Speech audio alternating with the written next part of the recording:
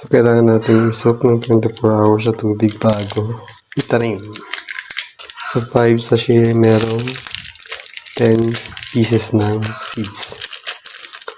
So, kagandahan dito, makikita mo dito yung sprout time niya. 21 to 28 days. Ayan, so keep the soil always moisture.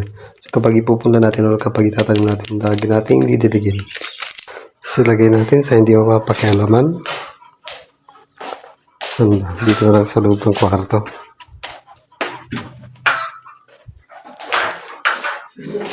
Ayan dito. Diyan na lang. 4 hours na nakalipas mga ka-agree.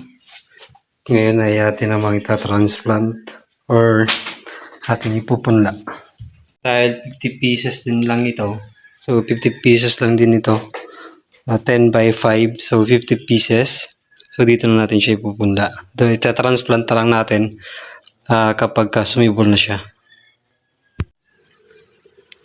So ayan, dito natin ipupunla tong seeds ng papaya.